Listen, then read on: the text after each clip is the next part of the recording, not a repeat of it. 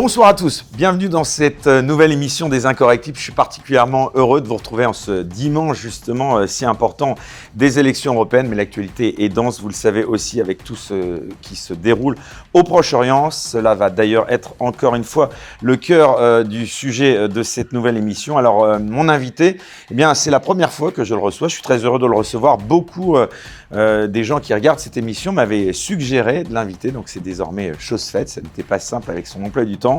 Il est d'origine algérienne, il est né le 25 septembre 1966 à Avignon, il me corrigera si je me trompe. Il est le fils d'un cheminot et d'une aide-soignante, il est l'aîné de 3 enfants. Passionné de football depuis son plus jeune âge, il a quitté ses parents à l'âge de 15 ans pour commencer l'entraînement dans des centres de formation. Mais à 21 ans, alors qu'il joue au sein du club du stade Levallois, il est contraint d'abandonner sa carrière sportive suite à une blessure au genou. Il nous en parlera sans doute peut-être dans cette émission. Et puis au début des années 90, il doit envisager un nouvel avenir, donc professionnel. Il décroche un emploi à Marseille en tant qu'agent commercial à la SNCF. Parallèlement, il devient militant syndical et s'engage dans la vie associative des quartiers populaires de la ville. C'est son engagement d'ailleurs qui va le faire remarquer par un certain Jean-Pierre Chevènement, alors ministre de l'Intérieur. En 1998, il lui confie le rôle de conseiller technique en charge notamment des questions d'accès à la citoyenneté. Et depuis 2008, il est engagé en politique à différents niveaux. On reviendra sur son parcours en détail. Et c'est justement intéressant puisqu'il a été député européen également, si je ne me trompe, en ce dimanche justement, de le relever. Mais aujourd'hui, c'est surtout en sa qualité d'éditorialiste sur CNews qu'il se fait particulièrement remarquer. Et le moins qu'on puisse dire, c'est que ses avis ne laissent pas indifférents. C'est d'ailleurs à ce titre que j'ai choisi de le recevoir dans Les Incorrectibles. Karim Zeribi, bonsoir. Bonsoir Eric, merci de cette invitation. C'est stade Lavallois, pas le Lavallois, oui, oui. Laval, ça, en Mayenne. Je devais penser à Balkany. C'est pour ça que un grand ami, je suppose, non? Une grande gueule, en marque. Il laisse pas en commun avec vous. Voilà. Même si ce ne sont pas forcément les mêmes idées qu'il défend. Alors, en effet, vous avez bien fait de me corriger. Lavallois, et puis on va reparler justement de ce parcours un peu plus loin dans l'émission, parce que je pense qu'il a dû influencer beaucoup de vos prises de position et vos engagements politiques. Mais si vous le voulez bien, cher Karim, pour commencer cette émission, je vous propose tout de suite d'entrer immédiatement dans le vif du sujet en parlant de l'actualité au Proche-Orient. Alors d'ailleurs, je vais faire une petite parenthèse parce que chaque semaine, mais bon, c'est ce qui fait la richesse ou plutôt la particularité de cette émission, j'ai l'habitude d'avoir des critiques, que ce soit sur X ou même en message privé, de gens qui me reprochent le choix de mes invités. Mais justement, ce qui fait, je crois, la grandeur à mon petit niveau de cette émission, c'est justement de donner la parole à tout le monde. Donc que cela plaise ou non, et j'en profite pour le dire une nouvelle fois cette semaine, eh bien de la même façon que je recevais Sarah Knafo la semaine dernière, je reçois Karim Zeribi cette semaine. Vous vous doutez bien que ce seront 2 émissions radicalement opposées. Donc voilà, tout le monde a droit de citer dans cette émission, et voilà, je voulais le préciser. Et c'est important aussi de dire ça parce que les gens ont tendance aussi à croire que forcément, quand on reçoit quelqu'un, on partage toutes ses opinions, ce qui n'est évidemment pas forcément le cas. Donc, on parle de cette actualité au Proche-Orient, Karim Zeribi. D'abord, ce conflit qui est dur aussi et qui ne s'apaise pas. Est-ce que vous attendiez à ce que cela dure aussi longtemps ? Non, bien évidemment. Qui s'attendait d'abord au 7 octobre ? Très sincèrement, moi qui suis l'actualité internationale, je suivais ce qui se passait au Proche-Orient en étant surpris, voire choqué que la question palestinienne n'était plus du tout à l'agenda international, ni des Nations Unies, mais encore moins des grandes nations qui auraient pu jouer un intermédiaire pour permettre à la paix de trouver sa place dans cette partie du monde. Depuis 2003, aucune initiative a été prise par aucune des grandes puissances pour que la paix au Proche-Orient puisse avoir lieu. C'est important de le souligner parce que ça faisait, je vais dire, 21 ans que les Palestiniens étaient tombés un peu aux oubliettes, et c'est avec, je dirais, cet acte, cette action terroriste du Hamas, le 7 octobre, qui a causé la mort de milliers d'Israéliens, un acte horrible, ignoble, qui fait froid dans le dos. Donc déjà, ce qu'il y a sont de relever, vous n'avez pas de problème à utiliser le terme terroriste pour qualifier le j'ai pas du tout. L'acte terroriste. Non, mais c'est très intéressant que vous attaquiez par là, parce que je considère qu'on peut être dans un acte de résistance tout en commettant un acte terroriste. Et d'ailleurs, je parlerai de la réponse israélienne après, je vous dirai ce que j'en pense quand même. Et donc, ce 7 octobre, ça a été un tremblement de terre. Et derrière ce tremblement de terre, j'avoue que je ne m'attendais pas, même si Netanyahou est quand même quelqu'un qui est connu pour une posture de va-t-en-guerre, c'est quand même lui qui a permis aussi l'émergence du Hamas, faut-il le rappeler, pour diviser l'organisation palestinienne, et qui a permis les financements par le Qatar, avec les États-Unis, avec des aides aussi de l'ONU. Bon, tout ça a été quand même acté, souhaité, voulu, et pour ne pas avoir d'interlocuteur pour aller vers la paix. C'est une stratégie qu'il a lui-même reconnue et avouée. Donc il n'y a pas de doute là-dessus. Et que bien des diplomates israéliens ont repris. Sa riposte, elle a été d'une violence inouïe d'emblée. En prétextant vouloir éradiquer le Hamas, Netanyahou est parti d'emblée, et depuis 7 mois, c'est ce à quoi on a droit, à l'éradication d'un peuple, le peuple palestinien. L'éradication d'un peuple. Je pense les mots ont leur importance. Vous parlez pas de génocide, vous, mais vous dites éradication d'un peuple, c'est le même terme pour vous ou pas? Les conditions du génocide me semblent réunies. Je ne suis pas une organisation juridique, à moi seul, une institution pour pouvoir l'évoquer. Est-ce que je pense que les conditions sont réunies? Ma réponse est oui. Et d'ailleurs, la Cour internationale de justice a statué, il y a 5 points qui peuvent nous amener à évoquer le génocide. 4 sur 5 donc, sont plausibles d'après la CIG, qui n'est pas une petite organisation. Donc, il y a effectivement donc, un génocide en cours à Gaza. Mais on a une démarche qui est celle d'éradiquer un peuple, de le faire disparaître de son territoire, soit en le déportant, soit en l'éliminant physiquement. Et on voit ces milliers de bombes qui sont tombées sur Gaza depuis le 7 octobre, qui ont tué femmes, enfants, personnes vulnérables. Donc c'est catastrophique. C'est pour moi un scandale, je dirais, qui prend une dimension, je dirais, émotionnelle incommensurable. Dans ce contexte-là, on pouvait s'attendre à une réponse, j'allais dire, des grandes puissances. Tiens, stop. Ne confondez pas le Hamas avec le peuple palestinien. Ce que vous faites là n'est pas en adéquation avec le droit international. Vous savez bien qu'Israël dit que ce sont des victimes collatérales et que ce ne sont pas les victimes civiles qui sont visées. Non, mais c'est pas Hamas, parce que Israël le dit. Moi, je parle des organisations internationales qui ont aujourd'hui des éléments documentés, prouvés, qui attestent que on a des milliers, des dizaines de milliers, 35 000, 40 000, peut-être 50 000 morts de femmes, enfants. Je viens de le répéter, personnes vulnérables. On a une famine qui s'est développée. On a des épidémies. On a des gens déplacés, déportés, qui vivent sous des tentes. On a eu Rafah qui a été bombardé récemment, avec des gens brûlés à vif, des enfants décapités. Que faut-il de plus en termes d'horreur? Et Israël qui continue de frapper Rafah. Ça vous choque d'ailleurs, ça? Mais évidemment que ça me choque. Mais je veux dire, celui que ça ne choque pas, je me demande s'il est un peu empreint d'humanité.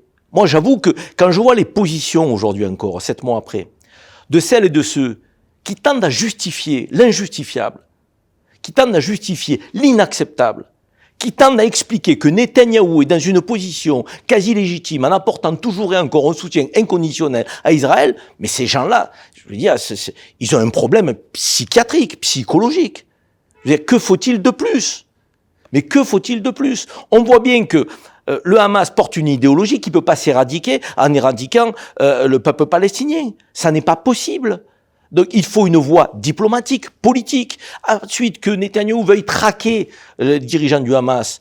Mais évidemment, je veux dire, c'est pas acceptable pour Israël d'avoir subi le 7 octobre. Mais tout le monde l'entend, ça. Mais c'est pas la traque des dirigeants du Hamas à laquelle on a droit là ici.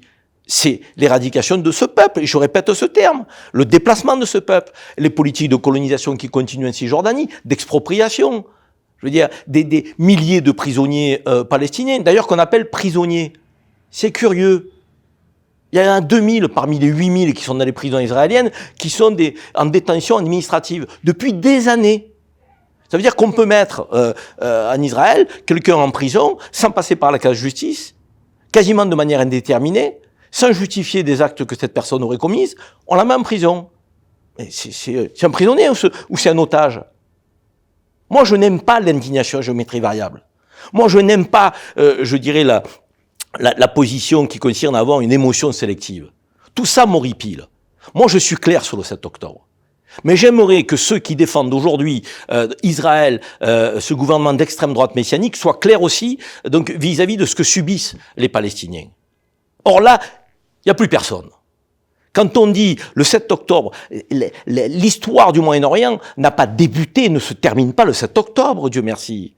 À un moment donné, il faut qu'on ait un peu de recul, un peu de hauteur, qu'on prenne ça aussi avec une approche qui est celle de la volonté de voir la paix demain potentiellement s'instaurer, même si ça semble très très loin au moment où on évoque ce sujet-là.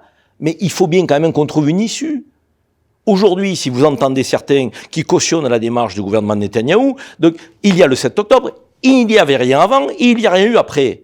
C'est pas possible, quoi. Il y avait 75 ans, je dirais, d'attente des Palestiniens pour avoir un État, pour être reconnus sur leur terre, pour être dans une démarche d'autodétermination. C'est pas rien, 75 ans. Et il y a eu cette action de la branche armée du Hamas, qui est une action terroriste, mais qui est une action terroriste au nom de la résistance donc de ce mouvement que je ne défends pas, que je ne cautionne pas, que je ne porte pas particulièrement dans mon cœur, mais dont je dois dire qu'il n'existerait pas si Netanyahou n'avait pas voulu qu'il existe. Et à un moment donné, s'il y avait eu un État palestinien, depuis ces 75 années où on a blocus, colonisation, expropriation, humiliation, peut-être qu'il n'y aurait pas eu de 7 octobre. On peut aussi réagir comme ça, avec des probabilités. Mais il y a eu le 7 octobre. Et il y a eu avant 75 ans d'humiliation, de colonisation, d'expropriation du peuple palestinien. Et il y a depuis 7 mois des bombardements inacceptables, qui sont pas en adéquation avec le respect du droit international. Qu'est-ce qu'il aurait fallu qu'Israël fasse après le 7 octobre, d'après vous? Je vais vous dire, s'il y avait une position qui consistait à dire on ne confond pas le peuple palestinien avec le Hamas, et on va traquer le Hamas, on le traquera donc des années s'il faut. Mais on ne veut pas aujourd'hui donc essentialiser le peuple palestinien. Parce que le peuple palestinien a droit aussi à un État, a droit aussi à une forme de considération, a droit aussi à une approche qui est celle de l'humanité la plus primaire donc pour tout un chacun. Or, aujourd'hui, vous avez des déclarations de ministres israéliens qui parlent de Palestiniens tels des animaux. Mais ici, dans la société française, dans la sphère politico-médiatique, ça n'interpelle personne. On peut tout se permettre. On peut les traiter d'animaux, donc on peut continuer de bombarder, on peut expliquer que le Hamas se sert des Palestiniens tels de boucliers humains, on peut dire, ils envoient des tracts avant de bombarder. Comprenez, s'ils n'ont pas lu les tracts, c'est du foutage de gueule. Mais à un point tel que moi, j'ai de la peine pour mon pays. J'ai de la peine pour mon pays de voir la nature du débat. Moi, je suis français, je suis fier de l'être. Mais je suis fier d'être français parce que notre pays incarne des valeurs. Notre pays incarne des principes qui sont totalement bafoués aujourd'hui, qui ne sont plus incarnés, plus portés. Qu'est-ce que vous pensez de la position de la France dans ce conflit? Je n'en suis pas fier. Je n'en suis pas fier. Parce qu'on est passé d'un soutien conditionnel à Israël à une démarche qui est totalement molle aujourd'hui, qui appelle à un cessez-le-feu, qui démontre que nous n'avons aucune, je dirais, puissance, aucune capacité à donner la voix sur la scène internationale. On est dans une forme de nini qui ne nous amène pas aujourd'hui à peser, à être respecté, à être admiré.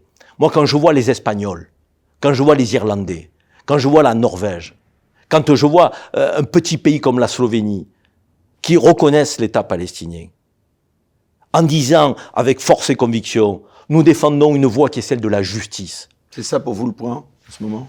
La reconnaissance de l'État palestinien? Entre autres, c'est pas une fin en soi, puisque effectivement, c'est d'abord de faire en sorte qu'il y ait plus de morts en Palestine, et donc un cessez-le-feu total. Moi, personnellement, je veux dire... Vous y croyez à ce cessez-le-feu, justement, à Gaza? Écoutez, moi, je vais vous dire la position que j'aimerais que mon pays prenne. J'aimerais que mon pays défende au Conseil de sécurité l'envoi d'une force d'interposition internationale. L'envoi de casques bleus là-bas. En disant, voilà, Monsieur Netanyahou, vous reprenez vos forces armées parce que vous êtes en train d'éradiquer un peuple.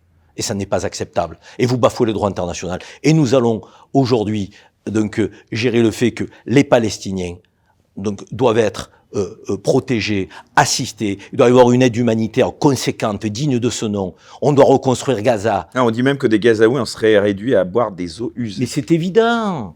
Mais quand on a des ONG qui reviennent et qui témoignent de ce qui se passe là-bas, mais c'est l'horreur absolue. Je veux dire, on les traite comme des sous-humains.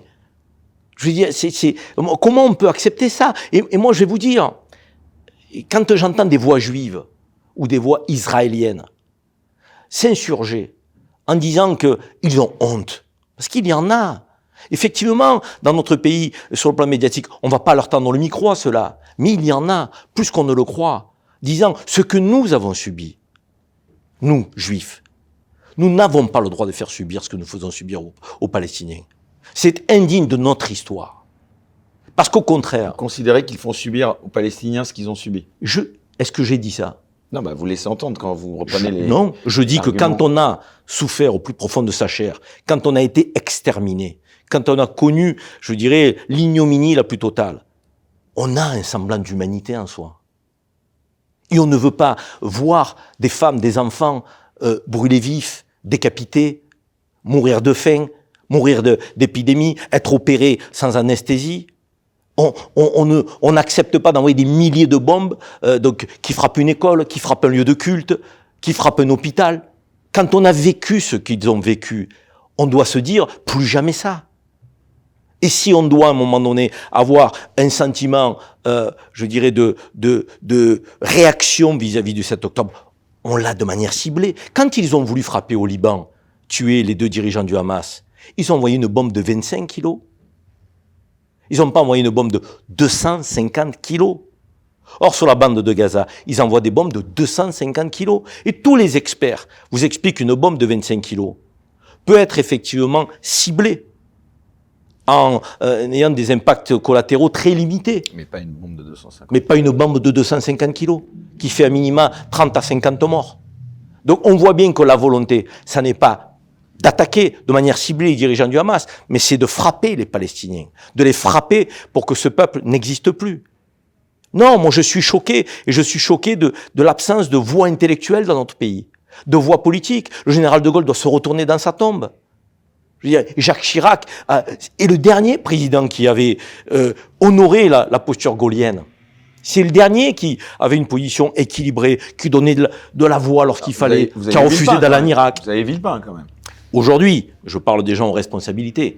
De Villepin n'est pas aux responsabilités. De Villepin est un homme libre, indépendant aujourd'hui, sans responsabilité politique. De Villepin nous avait rendu fiers quand à la table du Conseil de sécurité des Nations Unies, nous avons refusé d'aller aux côtés des Américains intervenir en Irak. C'est ça la France.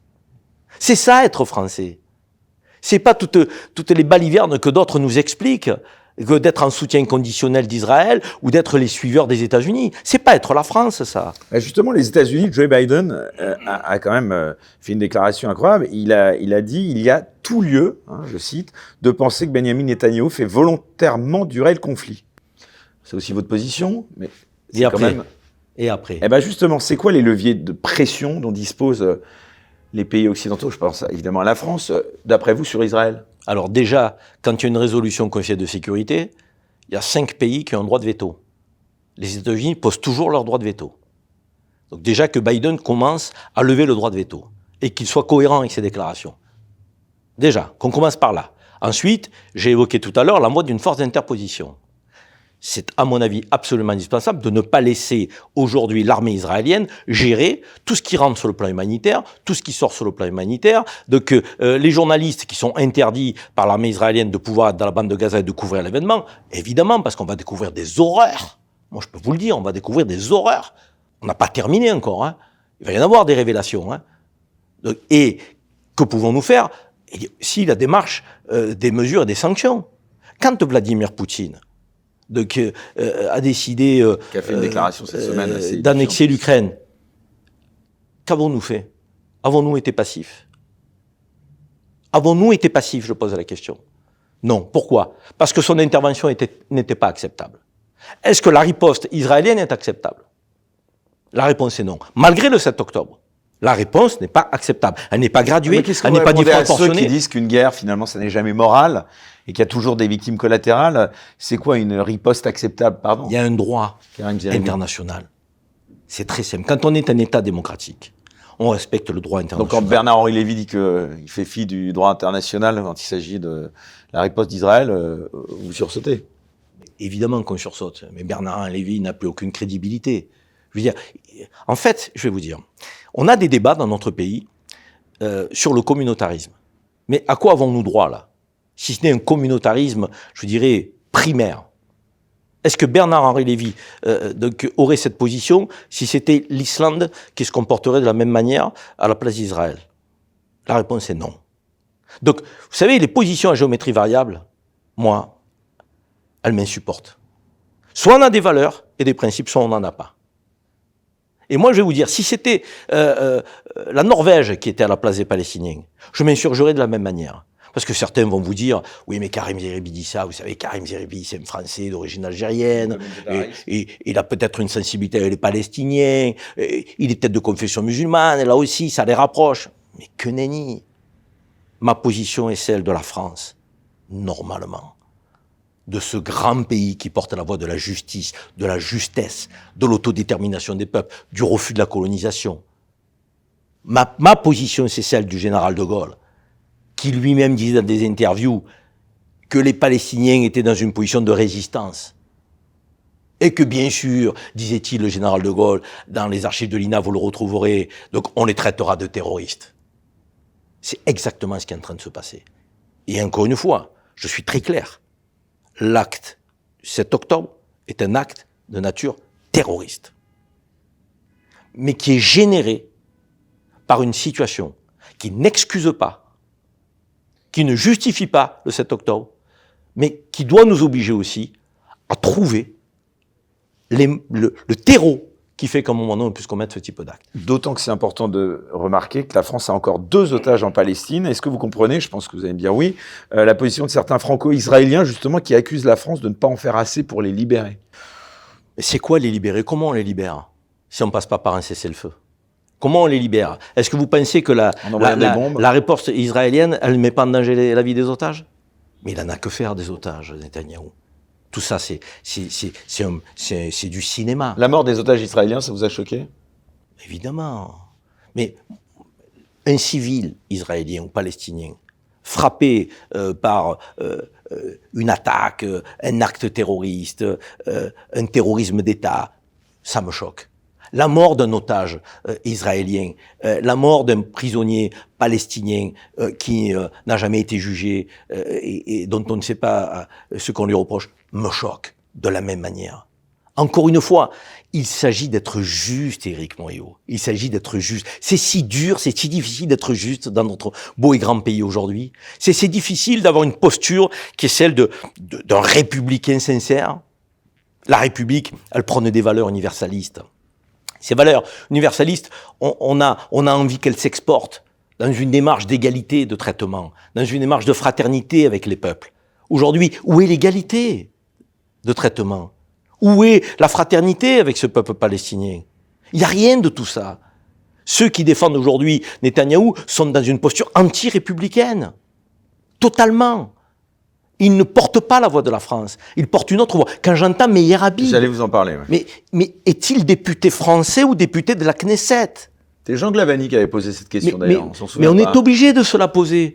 Vous avez un député de la nation française... Qui conseille le Premier ministre avant de passer... Qui conseille le Premier ministre israélien, qui passe son temps à se mettre, je dirais, en photo avec lui, qui va faire des campagnes pour sa réélection, qui trouve indigne et honteuse, c'est les mots qu'il utilise, la position de la France lorsqu'elle appelle un cessez-le-feu, lorsqu'elle prend des mesures donc pour dire, bon, allez, stop, ça suffit, lorsqu'elle hausse un peu le ton.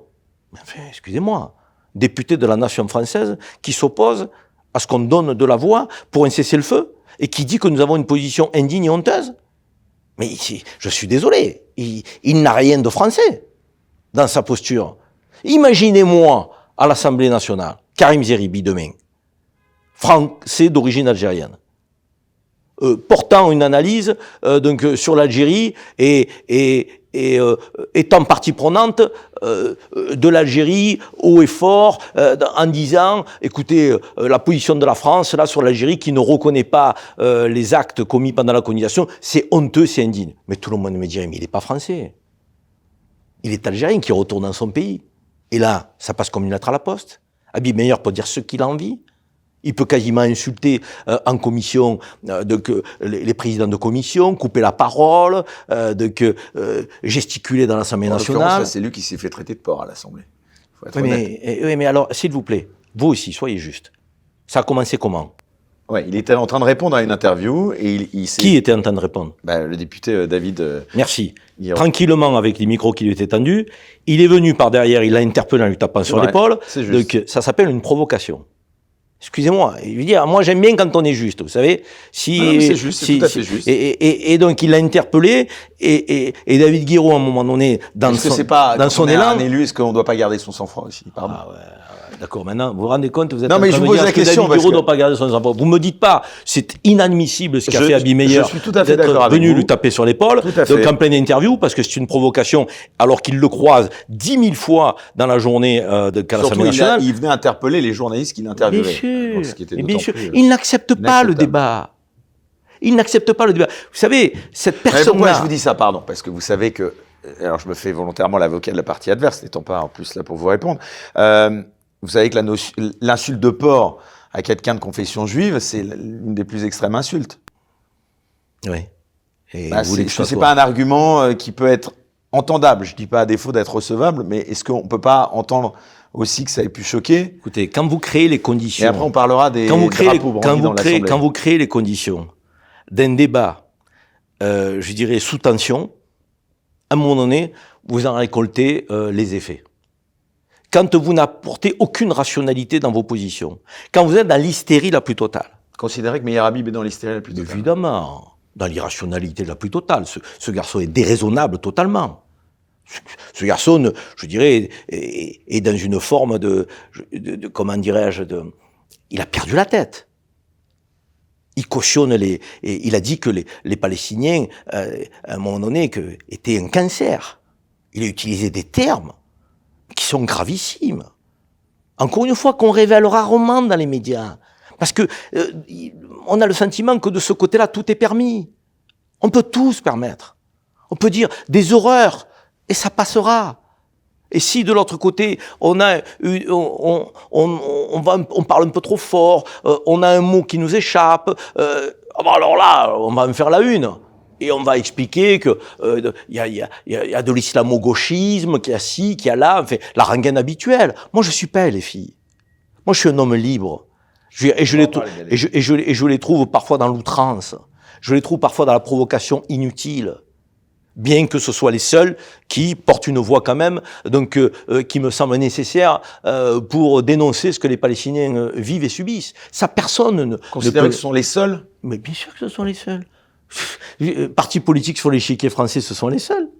Intéressant ce que vous dites. Mais je vous demande, moi, de me dire qui porte une voix audible qui expliquerait que les Palestiniens et le Hamas ne sont pas confondus. Ce sont les seuls aujourd'hui à LFI à dénoncer ce qui se passe à Gaza? Ce sont les seuls aujourd'hui qui donnent de la voix avec force pour dire que les Palestiniens ne doivent pas être traités comme ils le sont aujourd'hui et ne doivent pas être confondus avec le Hamas et que la riposte du gouvernement d'extrême droite israélienne est inadmissible. Karim Zeribi, est-ce que c'est le rôle d'un député français de brandir un drapeau palestinien dans l'hémicycle de l'Assemblée nationale? Est-ce que c'est le rôle d'une présidente d'arborer un pin? C'est ça que vous allez me répondre. Je vous pose la même question. Eh bien, moi, j'ai un avis là-dessus et il est le même pour les deux. Mais si c'est le même pour les deux, on doit agir pour les deux. Pas plus d'ailleurs qu'un drapeau ukrainien. On doit agir pour les deux. Or, là encore une fois, ce qui a dérangé, c'est le drapeau palestinien. Le drapeau palestinien, c'est le drapeau des Palestiniens. C'est pas le drapeau du Hamas. C'est le drapeau des Palestiniens. Mais vous condamnez pas ce drapeau qui a été brandi dans l'Assemblée? Il a été brandi une nouvelle fois par Rachel Keke, d'après ce qu'on a entendu. Il contrevient aux règles de l'Assemblée nationale. Donc une sanction, une décision doit tomber. Cette sanction me paraît 15 jours d'exclusion disproportionnée. Disproportionnée. Marquer le coup en disant vous n'avez pas le droit.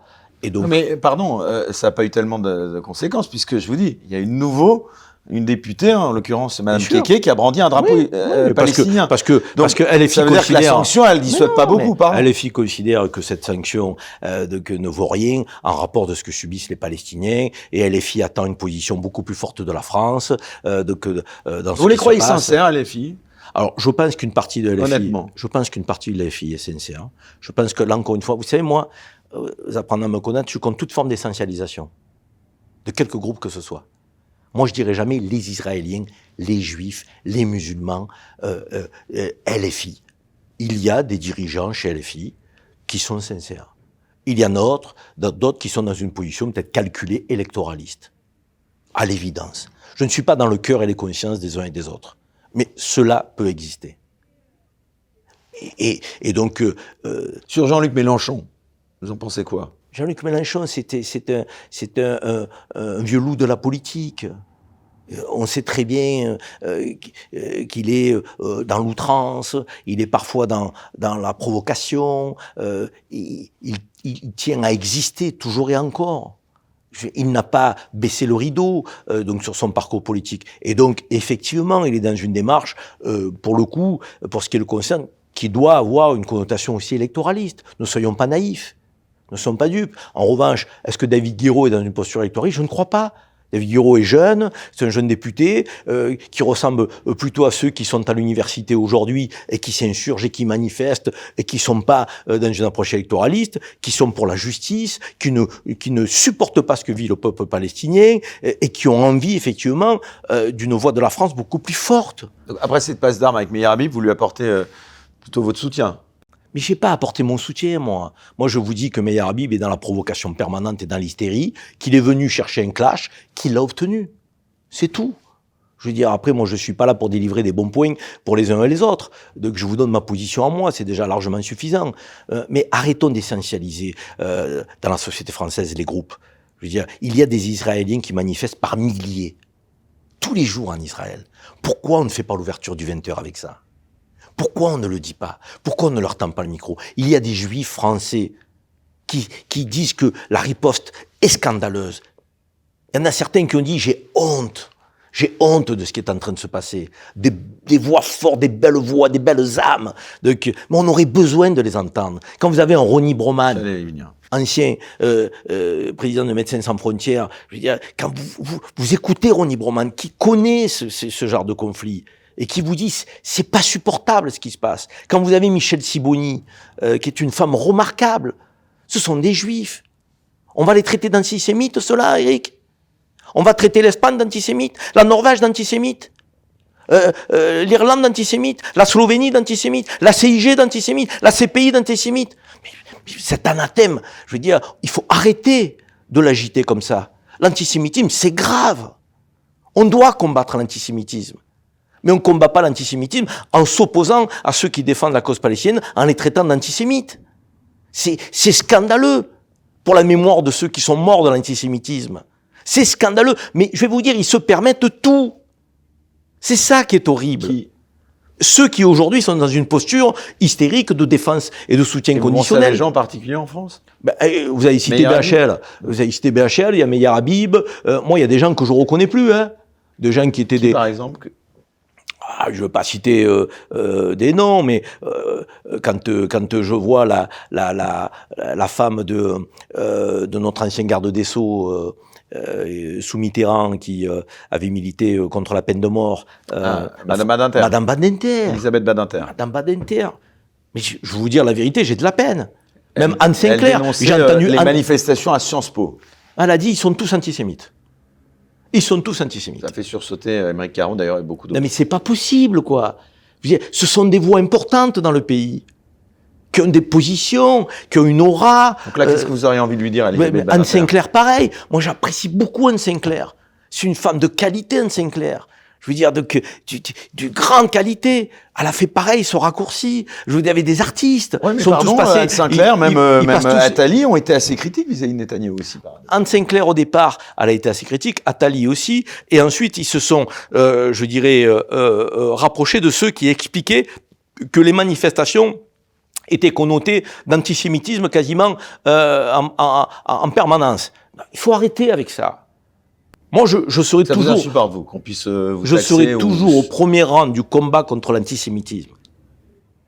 Est-ce qu'il serait au premier rang du combat contre l'islamophobie? Parce que ceux-là même qui traitent d'antisémite tout le monde, quand on défend la cause palestinienne, sans qu'il y ait une once d'antisémitisme parfois, Parce que sinon, il serait poursuivi. Or, l'article 40, il est très peu pris face à ceux qu'on accuse d'antisémitisme. Ceux-là même expliquent que quand on dit qu'il y a de l'islamophobie dans ce pays, ils disent « mais ça, c'est pour qu'on ne critique pas l'islam ». Mais est-ce que l'accusation d'antisémitisme n'est pas faite pour qu'on ne critique pas Netanyahou? Je rétorque de la même manière. Vous dites que lorsqu'on dit qu'il y a de l'islamophobie dans le pays, vous dites ça c'est un argument pour qu'on ne critique pas l'islam. Dont acte. Vous répondez ça. Est-ce que quand vous dites qu'il y a de l'antisémitisme dans une manifestation palestinienne, est-ce que c'est pas parce que vous voulez la museler? Parce que vous voulez museler les voix palestiniennes? Est-ce que c'est pas l'argument qu'on vous a posé pour clore le débat? Alors que nous avons aujourd'hui droit, et il y a nécessité d'avoir un débat de fond sur la situation au Proche-Orient, sur ce que vit le peuple palestinien depuis 75 ans, depuis 1948, sur le 7 octobre, sur la manière dont les générations palestiniennes grandissent, dans quel environnement, sur la manière dont les jeunes Israéliens grandissent, dans quel environnement. Parce que là encore, quand on me dit, dans les manuels scolaires palestiniens, on dit qu'il faut tuer les Juifs. Mais là, il y a eu une manifestation de jeunes Israéliens. Le cri, c'était « à mort les Arabes ». Vous pensez qu'on les éduque dans l'amour? Vous pensez que quand on leur montre la carte de la Palestine, on leur dit « ça, c'est le futur État palestinien ». Et on va vivre à côté, en harmonie. Donc, vous savez, caricaturer la question dramatique du Proche-Orient, disant qu'il y a les méchants islamistes terroristes d'un côté et les gentils démocrates israéliens de l'autre, stop. Pardon, j'aimerais revenir un instant à Sciences Po. C'est plus compliqué que ça. On parlait d'Elisabeth Badinter, malgré tout, de la même façon que je vous demandais si c'était le lieu pour brandir un drapeau dans l'hémicycle. Est-ce que vous considérez aussi que Sciences Po, les universités, sont les lieux pour manifester son soutien à la Palestine? Mais si c'est pas le lieu, il est où le lieu? La conscience politique, elle s'éveille quand on est à l'université. Qui plus est dans une université de planter des tentes dans les cours de Sciences Po. C'est pas une question de porter des tentes, c'est que de tout temps, pour le Vietnam, il y a eu des mouvements, des manifestations, les jeunes... D'ailleurs, ça se passe aux États-Unis de la même façon. Les jeunes sont épris de justice, les jeunes ont envie de lutter contre, je dirais, l'inacceptable, les inégalités. De tout temps, la jeunesse s'est mobilisée. De tout temps. Donc, et chaque génération, à un moment donné... Pourquoi je vous dis ça? Parce que... Pardon, mais ça pose une question. Est-ce qu'on doit importer ce conflit en France? Mais de fait, il est importé. Karine Zeribi. Mais de fait, il est importé. Quand on a une conscience politique, il est importé. Ça veut dire quoi, importer? Ça veut dire quoi, importer? Je vous pose la question, c'est quoi importer? Je vais vous poser la question très frontalement. Est-ce que vous considérez que c'est la guerre des Français, ce qui se passe au Proche-Orient? Mais quelle guerre des Français? On a le droit de... Est-ce qu'on a le droit que ce qui se passe en Ukraine, est-ce que c'est le lieu? Est-ce que l'Assemblée nationale est le lieu pour brandir un drapeau? Est-ce que les cours de Sciences Po sont les lieux pour parler? Je veux dire, il faut pas faire d'exclusivité. Il y a d'autres conflits sur Terre aussi. Vous voyez? Donc, est-ce que le lieu de l'enseignement doit pas être sacralisé? Il y a d'autres conflits sur Terre. Quand on parle de l'Ukraine, je peux vous rétorquer, il y a d'autres conflits sur Terre. J'accepte tout à fait cette réponse. Excusez-moi, les autres conflits. De toute façon que le drapeau ukrainien brandi à l'Assemblée peut choquer. Et quand Monsieur Estrosi à Nice met sur le fronton les drapeaux de la mairie. israéliens. Non, mais attendez, laissez-moi terminer. Le drapeau israélien, qui est 3 fois plus grand que celui de la France. On a l'impression que c'est une mairie israélienne. Le drapeau de la France est beaucoup plus petit. Et dans son bureau, compris. Et dans son bureau, y compris. Ça vous choque beaucoup? Et quand vous avez le maire de Stein, Azdin Taibi, qui a le drapeau palestinien dans son bureau, on dit que c'est un islamiste. Azdin Taibi. Il y a un 2 poids 2 mesures. Et les maires de Nice, on va dire que c'était un grand démocrate, et on doit applaudir. Qu'est devenu notre pays? Je pose la question. Là, vous lui diriez quoi à Estrosi si vous l'aviez devant vous, là? Parce qu'en effet, c'est toujours le cas. Mais je lui dirais que je lui dirais que je suis choqué qu'il n'arbore pas le drapeau palestinien, parce qu'après le 7 octobre, je peux comprendre à un moment donné qu'on ait voulu, en soutien à Israël, afficher les couleurs. Après le 7 octobre, il y a eu un électrochoc, il y a eu un émoi. Mais depuis 7 mois, pourquoi vous n'avez pas changé de drapeau? Pour dire qu'à un moment donné, vous avez la même émotion pour la perte des populations civiles palestiniennes. Celle-là, vous vous en foutez? Elle vous importe peu? Votre cœur n'est pas sensible donc, à des enfants décapités, à des gens brûlés donc, sous les tentes de Rafah? Vous continuez. Donc vous apportez une validation à ce que subit le peuple palestinien. Comment vous expliquez alors que ça... Non, moi je vais vous dire, notre pays. Moi je vais dire... Symbole... Moi j'ai la République chevillée au corps. Je suis très triste aujourd'hui de voir la la faiblesse du débat politique dans notre pays. Vous savez, j'ai du mal à organiser des débats. Non, mais je suis désolé. Je suis désolé. Parce que vous savez, je vous ai d'ailleurs souvent à quelques reprises aussi sollicité. C'est compliqué de faire discuter aujourd'hui. De plus en plus les gens sur ces questions. C'est difficile. Comment vous expliquez ça? On est arrivé à tel point. C'est difficile parce que de fracture. La déraison prend le pas. Vous ne comprenez pas ce que je suis en train de vous dire.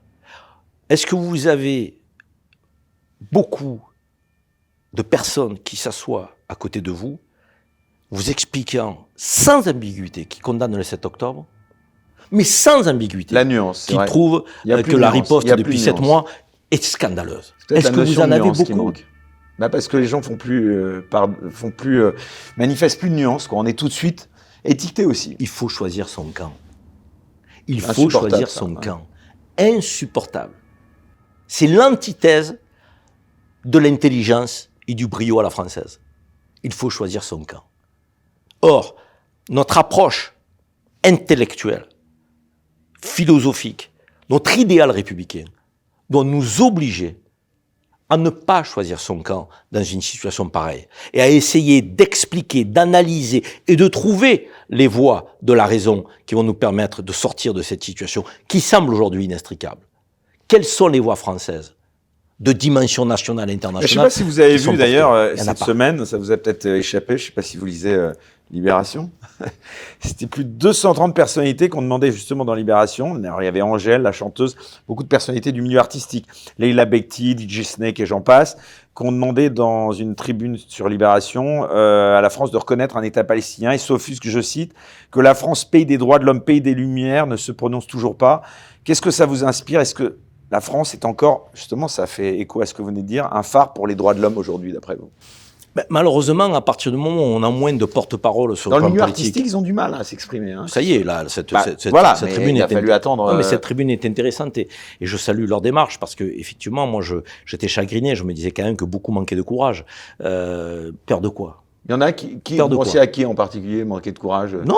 Mais les footballeurs, vous étiez footballeur, tous ceux qui sont connus, qui ont une voix qui porte. Je veux dire, à un moment donné, on peut être déçu, choqué, qu'ils ne donnent pas de la voix. Kylian Mbappé, par exemple, ça vous avait surpris? S'il n'est pas sensible à ça, qu'il ne s'exprime pas, mais on en connaît qui sont sensibles en privé et qui n'osent pas parler en public.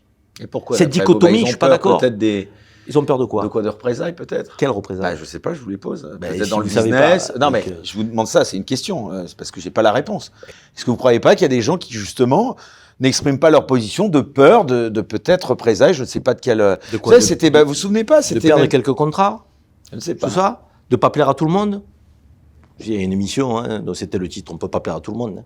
Je veux dire, à un moment donné, mais est-ce qu'on peut se regarder dans la glace le matin quand on se lève? Vous vous souvenez, il y avait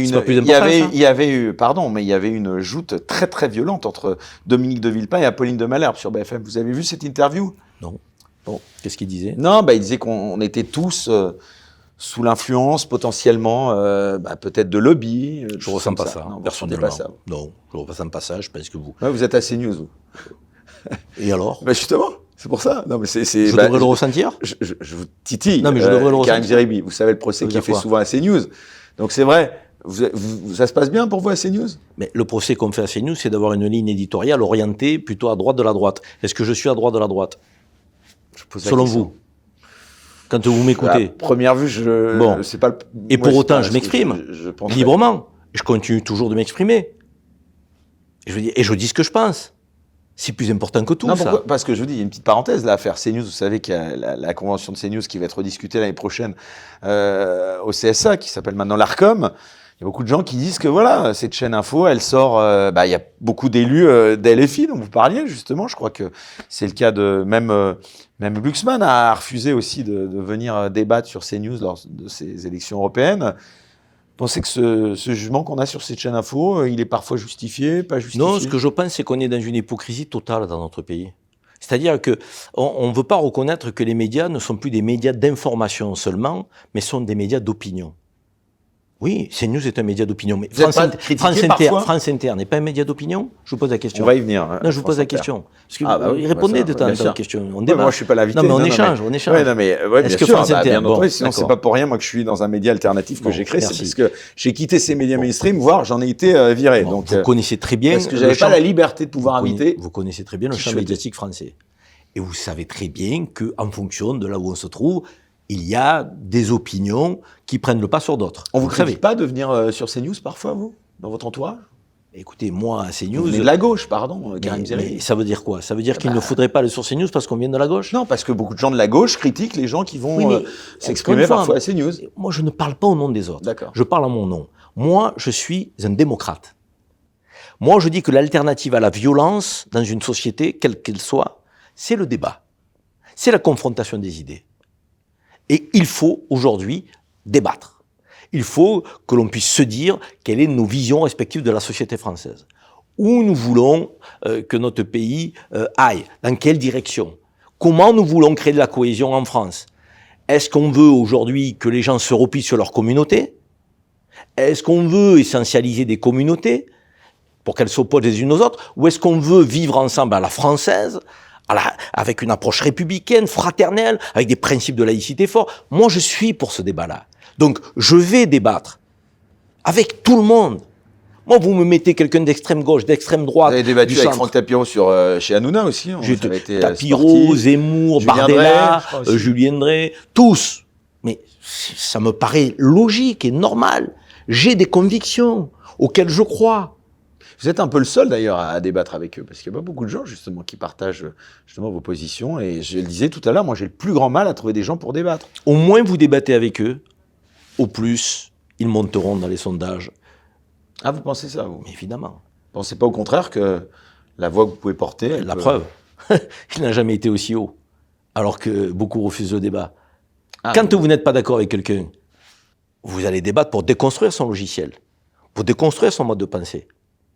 Vous savez, la gauche, à un moment donné, a dit les débats sur l'identité française, il ne faut pas les évoquer. C'est des débats qu'il ne faut pas aborder. Et je n'attends que ça, moi, qu'on débatte de l'identité française. C'est quoi la France? On peut en parler 2 minutes tous les deux? Avec plaisir. Ouais. J'ai envie de vous dire d'abord, c'est pas une nation ethnique. C'est pas une nation religieuse. C'est une nation de valeurs, de principes, auxquels on adhère. On est français par amour à ces valeurs, par attachement à ces valeurs. On n'est pas français par descendance. Vous diriez que c'est une civilisation, comme vous savez qu'Éric Zemmour parle beaucoup de guerre de civilisation. Est-ce que... Mais encore une fois, on a une alliance là aujourd'hui objective entre ceux qui soutiennent Netanyahou et son gouvernement d'extrême droite messianique et l'extrême droite française. Mais cette alliance-là, elle est faite pour combattre qui et quoi? Le français de confession musulmane. L'islam qui est présent dans le pays. En fait, ces gens-là ont une horreur, une haine du musulman, qu'ils essentialisent. Pour eux, l'islam est une religion dangereuse. De qui? Je parle de ceux qui sont en soutien non, mais inconditionnel. Donnez des noms. Non, Éric Zemmour, par exemple, mais arrêtez, il y a des mouvements politiques qui incarnent ça. Il y a des mouvements politiques qui incarnent, par exemple. Ouais. Quand Éric Zemmour essentialise toute une population, quand il vous explique que l'islam est un problème, pas les islamistes, pas le terrorisme, l'islam est un problème. C'est acceptable. Non, mais on marche sur la tête.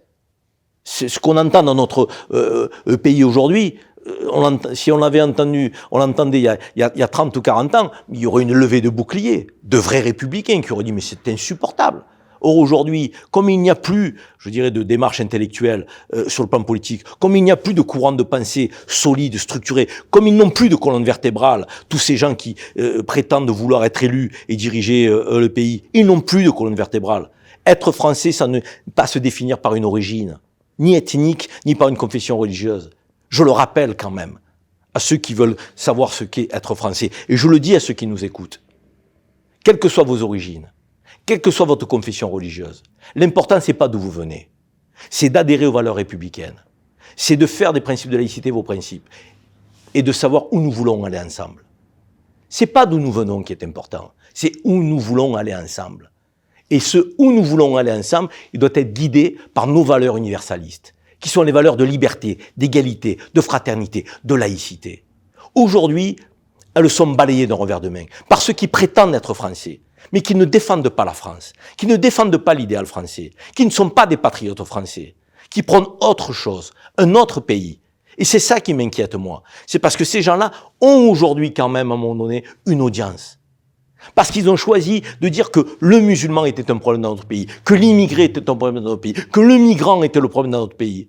Or, il faut gérer les flux migratoires, à l'évidence. À l'évidence, la France ne peut pas accepter tous les migrants sur son sol. La France ne peut pas accepter l'immigration sans contrôle. La France ne peut pas accepter qu'une religion puisse, à un moment donné, quelle qu'elle soit d'ailleurs, outrepasser les règles de la République et les principes de laïcité. Mais ça n'est pas le cas des musulmans. Est-ce que vous avez déjà vu dans notre grand pays une manifestation de musulmans qui revendiquaient des droits particuliers? Jamais. Jamais. On parle des musulmans sur la scène médiatique sans les musulmans. On parle de l'islam sans ceux qui savent ce qu'est l'islam. Et vous avez des éditorialistes, des responsables de partis politiques qui vont vous sortir une sourate à l'emporte-pièce en vous disant c'est ça l'islam. Mais c'est pas sérieux, Éric. Notre pays mérite mieux comme débat. Notre pays mérite mieux. Quand on a fait la loi de 1905, contrairement à ce qu'on dit, on disait mais les musulmans n'étaient pas là. Mais si, l'Algérie était française. Donc, on a intégré dans la loi de 1905, c'était prévu, le fait musulman par la présence française en Algérie. Et les musulmans n'ont jamais posé problème dans notre République française. Ils ont toujours respecté les règles de la République. Quand vous avez 62 filles qui portent une abaya à la dernière rentrée scolaire et qu'on en fait un élément d'actualité majeur, une partout, 12 millions d'élèves, 62 filles qui portent une abaya. Et on parle de ça comme si elles étaient, je dirais, endoctrinées par les frères musulmans. Donc, endoctrinées par les frères musulmans. On aurait dit qu'elles représentaient, qu'elles étaient des bombes en puissance. Mais il faut qu'on soit sérieux. Il faut qu'on soit sérieux. Moi, je veux bien qu'à un moment donné, on soit vigilant sur le fait que l'intégrisme, le fondamentalisme, le rigorisme même, ne prennent pas trop de place dans la société française. D'abord, il faut l'islamisme peut-être. C'est ce que je dis. Voilà. Le rigorisme, l'islamisme. Ok, très bien. Mais vous savez, des intégristes, il y en a dans toutes les religions. Hein. Il n'y en a pas que chez les musulmans. Après, il y en a certains qui vont dire, ouais, mais les autres religions, ça tue pas. Ça veut dire quoi, ça tue pas? On déjoue des attentats suprémacistes dans notre pays par dizaines. On n'en parle pas. Le suprémacisme, c'est pas une idéologie dangereuse? Il faut qu'on combatte tous les extrémismes. Mais il ne faut pas que nous essentialisons. Il ne faut pas se tromper de combat. Mais je vois pas beaucoup d'attaques quand même de la part de catholiques revendiqués extrémistes comme on en a vu récemment. Et c'est pas parce que nous n'en avons pas qu'à un moment donné, on n'a pas des intégristes qui auraient aimé qu'on remette en cause la loi sur l'avortement et qu'on puisse faire évoluer nos lois et nos règles. Ils se sont fait entendre. Il y en a. Il y en a, je veux dire, tout ne doit pas, je dirais, se lire sous le sceau d'un attentat meurtrier. Il y a aussi, à un moment donné, une échelle de valeurs. Il y a aussi. Vous pensez que les Français sont racistes, vous? Pas du tout. Pas du tout. Je ne pense pas que les Français soient racistes. Je pense qu'il y a des racistes en France. Ce n'est pas la même chose. Et un Front National, un Rassemblement National, puisqu'on est à quelques heures de la promulgation des résultats des européennes. Si je peux poursuivre mon propos pour être très clair, il y a des racistes en France. Et il y a des Français de toute origine racistes. Je me fais bien comprendre quand je dis ça. Le racisme, c'est pas que les Blancs contre les Noirs. Vous croyez au racisme anti-blanc aussi ? C'est pas que les Blancs face aux Arabes. C'est pas que les. Donc, le racisme, c'est né d'une bêtise crasse, humaine. Il y a des Français d'origine maghrébine, d'origine africaine, qui sont racistes envers des Blancs. Il y a des Français d'origine européenne qui sont racistes à l'égard des Français d'origine africaine. À l'évidence, le racisme, encore une fois, pas d'approche à géométrie variable. Vous ne me piégerez jamais là-dessus, ni sur l'essentialisation d'un groupe, ni sous l'approche à géométrie variable. J'ai le souci de la cohérence en matière de justesse et de justice. Et donc, je pense effectivement qu'aujourd'hui, il y a un problème de cohésion dans notre pays. Parce qu'il y a un problème de partage de valeurs communes. Parce qu'il y a aujourd'hui une absence de débat politique, au sens noble du terme. On ne débat plus comme on le devrait. On n'a plus de débat de qualité. On a des punchlines. On a des gens qui s'opposent. On a des gens qui se disputent et qui ne discutent plus. On a des gens qui s'affrontent et qui ne débattent plus. On a des gens qui ne s'écoutent plus, qui ne s'entendent plus. Moi, si j'ai quelqu'un en face de moi qui me fait la démonstration, et au demeurant, avant de rentrer sur un plateau, que je ne suis pas d'accord avec lui, et s'il me fait la démonstration intelligente, structurée, que je dois changer d'avis, je changerai d'avis. Je ne pense pas que ce soit le cas pour ceux que j'ai en face de moi, parfois, qui représentent une forme de mur. Je dirais, ils n'entendent plus. Ils ont un logiciel de pensée qui est un logiciel d'exclusion, qui est un logiciel qui est basé sur... Parce que quelque part, ceux qui prétendent lutter contre le communautarisme en France l'alimentent. Quand vous renvoyez un Français d'origine maghrébine sans cesse à ses origines, vous faites quoi? Si ce n'est alimenter le communautarisme. S'il est français, il est français. Vous devez le traiter comme tel. Seulement quand c'est un Français qui est un peu bronzé ou un Français d'origine africaine, on le renvoie toujours à ses déterminismes d'origine.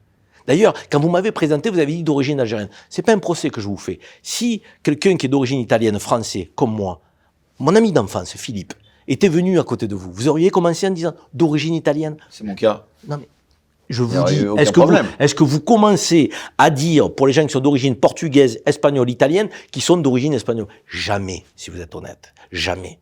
Pourquoi? Parce que ce déterminisme-là, il est oublié. Et pour nous, il colle à la peau. Pour nous, il faut toujours... Vous avez fait des déclarations récentes et c'est tout à fait... Alors là, vraiment, j'ai même pas ni à porter juge, féliciter ou pas féliciter, mais on peut tout à fait être fier de ses origines aussi. Quand on en parle, à partir de là... Je ne parle pas de mes déclarations. Ouais. Je parle de la manière dont vous me définissez. C'est pas la même chose. Moi, j'ai le droit de me définir comme je veux. Oui, moi, je reprends la façon dont vous vous définissez vous-même, je vois pas... Non, c'est pas la question. La question, mon ami Philippe se définit comme un Français d'origine italienne. Je connais pas Philippe. Mais... Non, mais il se définit comme un Français d'origine italienne. Platini se définissait comme un Français d'origine italienne. Donc, il y en a d'autres. Coppa était d'origine polonaise. Mais il y a des gens à qui on ne renvoie jamais leurs origines. Quand on parle d'eux, ils sont Français à part entière et non entièrement à part. Et puis il y en a d'autres, on les renvoie toujours à leurs origines. Pourquoi? Il y a une forme de suspicion. Sont-ils vraiment Français? Aiment-ils vraiment la France? Doit-on les considérer comme tels? Moi, personnellement, j'ai pas de problème identitaire. Moi, je suis fier d'être français, je suis fier de mes origines algériennes. J'ai aucun problème. J'aime la République. Je suis en phase avec les principes de laïcité, et je peux le dire, même si c'est pas quelque chose que je crie sur les toits parce que c'est de l'ordre privé, je suis de confession musulmane. Et ça m'a jamais posé de problème. Jamais. Et des gens comme moi, il y en a des millions dans notre pays. Des millions. Pourquoi ces gens-là, on les voit pas? Pourquoi ce sont les invisibles de la République? Notre pays irait mieux si on parlait de cela. Il irait beaucoup mieux, Eric. Seulement, cela, on ne veut pas les montrer. On montre du doigt les trains qui arrivent en retard. Il y en a. Mais les trains qui arrivent en retard, ils nous pénalisent tous. Hein. Ne pensez pas que les trains qui arrivent en retard, nous sommes favorables au fait qu'ils arrivent en retard. Le clandestin délinquant, vous croyez que moi, j'ai envie de le soutenir? Je n'ai pas envie de le soutenir, moi. Qui retourne dans son pays d'origine, il n'a pas respecté le contrat républicain. L'immigré en situation régulière, qui tue, qui agresse, qui viole, il y en a. Il va dire qu'il n'y en a pas. Mais il n'y a pas que des immigrés qui agressent, qui violent et qui tuent. Il y a des immigrés qui font tourner l'économie française. Et de mon point de vue, ils sont majoritaires. Est-ce qu'on parle de cela? Dans le débat sur l'immigration, vous avez entendu vous parler d'immigration positive? Vous avez entendu parler des bienfaits de l'immigration? Comme certains avaient voulu en 2003 parler des bienfaits de la colonisation de la France en Algérie? Chose honteuse. Ils avaient tenté d'injecter ça dans le débat. Mais moi, quand on parle d'immigration, il faut parler des bienfaits de l'immigration, parce que l'immigration, elle est utile à notre pays, et que les immigrés enrichissent aussi la France culturellement, enrichissent la France économiquement, et il faut parler de l'immigration qui pose problème, et qu'il faut mieux réguler, et qu'il faut expulser, évidemment. Mais, encore une fois, il est où cet équilibre dont nous avons besoin? Il est où? Vous avez 7 millions de musulmans dans notre pays, Eric. 7 millions de musulmans. On nous dit qu'il y a des problèmes de laïcité à l'école. Je vous pose une question. J'aime débattre. Vous avez combien d'écoles catholiques en France? 7220. Et on a à peu près 30 millions de catholiques. De Français qui se définissent comme catholiques. Combien vous avez d'écoles juives en France? 288. Vous avez 600 à 700 000 juifs français. Vous avez 7 millions de musulmans. Vous avez combien d'écoles musulmanes? Établissements scolaires? 70. L'égalité républicaine. Ça vous parle? Quand il y a une demande pour créer une école de confession musulmane, toujours la suspicion. Encore la suspicion. Sans arrêt, sans arrêt, sans arrêt. Il y a des gens sérieux que je connais qui ont voulu créer un établissement scolaire sous contrat. Impossible d'avoir les autorisations. Impossible de faire entendre raison à l'administration. Veto. Il y a des consignes. Comment vous voulez qu'il n'y ait pas de problème d'entorse à la laïcité dans l'école publique, laïque et républicaine avec une minorité de Français de confession musulmane? Ceux qui aspireraient, comme les chrétiens catholiques, comme les juifs, et c'est très bien qu'ils aient 7220 écoles, et c'est normal, La France a des racines catholiques, et c'est Mais tout à fait. tout à l'heure, justement, c'est tout on à voit fait bien que normal. la laïcité est très importante. Pardon, je vous interromps parce Oui, qu'on a mais, plein non, de mais, questions oui, à mais, aborder. oui, mais ce que je veux vous dire par là, c'est que Le voile, j'aimerais bien qu'on en parle un instant. si on ne veut pas que des filles tentent de porter le voile à l'école publique laïque, il faut peut-être qu'ils aient une alternative dans une école confessionnelle.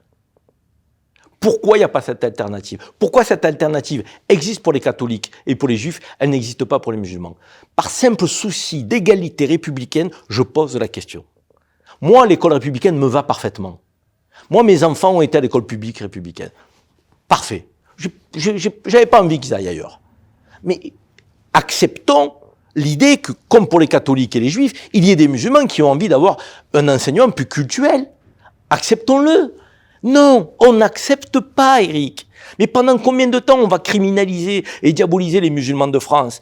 Pendant combien de temps on va expliquer que l'islam n'est pas une relation compatible avec la République? Pendant combien de temps on va nous sortir des sondages à la noix, nous expliquant... Donc, quand Éric Zemmour dit que l'islam, en effet, n'est pas compatible avec la République, vous, ça... Mais ça me fait sursauter. Je veux dire, on explique ça comme si les musulmans venaient d'arriver en France. Mais les musulmans, ils ont sauvé la France, ils ont été des tirailleurs, les Sénégalais, les Marocains, les Tunisiens, les Algériens, ils ont servi de chair à canon. Aujourd'hui, ils ont été dans nos usines pendant les années 60, 70. Aujourd'hui, ils sont dans le BTP, pour la plupart d'origine maghrébine, africaine, de confession musulmane. Est-ce qu'ils respectent pas la France? Pour l'immense majorité d'entre eux, ils la respectent. Et vous avez aujourd'hui, dans l'armée française, Eric, 20 à 25% de musulmans. L'armée française, il n'y a pas plus grand symbole, qui sont sur les conflits, les théâtres de conflits dans le monde. Ils défendent les couleurs françaises, l'idéal français. Alors, c'est pas compatible, là? Non, mais soyons sérieux. On fait passer cet individu pour un intellectuel. C'est pas d'intellectuel, ça. C'est pitoyable. Si ça, c'est un intellectuel pour notre pays. C'est pas au niveau du débat. Aujourd'hui, vous avez des Français qui finissent pas les fins de mois. Vous avez des Français qui ont peur de les choses, de l'avenir pour leurs enfants, qui subissent le déclassement. Des Français non, mais là, vous parlez qui ont aussi peur d'insécurité. Et sur l'immigration, les Français disent qu'ils veulent plus d'immigration. Hein. Quand parce on voit, excusez-moi, là, on est à quelques heures, je le disais, de la promulgation des résultats, puisqu'on est en un dimanche d'élections européennes. On enregistre cette émission donc juste avant, mais il va y avoir sans doute, vous le savez, un très gros score pour le Rassemblement national qui va sans doute arriver en tête. Comment vous expliquez un tel score? Quand vous expliquez matin, midi et soir que la France va mal, parce qu'il y a trop d'immigrés, parce qu'il y a trop de migrants, que nous avons des problèmes d'insécurité, des problèmes sociaux, des problèmes de dette, matin, midi et soir, faites pas comme si ça n'existait pas quand même. Et que vous n'avez... Vous pensez que les Français, ils n'ont pas un peu de jugeote quand même aussi pour prendre du recul par rapport à ce qu'on leur dit? Mais le conditionnement médiatico-politique à un moment donné, il impacte les consciences des Français qui ont des fins de mois difficiles. Vous pensez que ça vient de là? Mais ça a toujours été facile de trouver le bouc émissaire quand le pays va mal. Quand un Français, le 15 du mois, est à découvert, et quand on lui explique effectivement que l'immigré est un problème, quand son fils peut-être se fait agresser donc à la sortie de l'école par quelqu'un qui est un peu basané, ben le Français, il est hors de lui. Il va dire, mais finalement, ce qu'il me raconte, c'est vrai. Ce qu'il me raconte, c'est vrai. Ah, des EQTF non exécutés, il y en a eu pas mal ces derniers temps. Mais personne ne dit qu'il n'y en a pas eu. La question, c'est encore une fois, est-ce qu'on doit généraliser et ne parler que des OQTF qui ne sont pas exécutés, ou est-ce qu'on doit aussi parler de ces immigrés respectueux de notre pays et utiles à notre pays, et qui travaillent, qui ramassent vos poubelles, dont les mamans vont être parfois les nourrices. Aujourd'hui, des fonctionnaires de police qui sont de confession musulmane. Vous avez, je veux dire, ce pays, que vous le vouliez ou non, il a une dimension multiculturelle. Cette dimension multiculturelle, il faut qu'elle se fonde dans la République. Il faut que cette multiculturalité, je dirais, adhère aux valeurs de la République. Et c'est pas incompatible. On peut être français, républicain, laïque, d'origine X, Y, Z. C'est pas un problème. On ne définit pas un Français par son origine. Et personne n'a dit à aucun Français de faire preuve d'amnésie ou de reniement de ses origines. Et personne n'a dit à aucun Français qu'il devait, je dirais, aller dans une direction ou une autre sur le plan de la croyance religieuse. La plupart des Français sont athées. 52% se déclarent comme tels. 48% des Français simplement se déclarent croyants. Parmi ceux-là, des catholiques, des juifs, des musulmans qui vivent bien en France. Après, ici ou là, il y a des tensions, il y a des comportements déviants, il y a des délinquants, il y a des poches de trafiquants de drogue, il y a des clandestins, délinquants qu'il faut renvoyer illico presto dans leur pays d'origine. À l'évidence qu'il faut faire preuve d'autorité. Il y a un problème d'immigration quand même en France, d'après vous? Il y a un problème d'autorité. Il y a un problème d'autorité d'abord.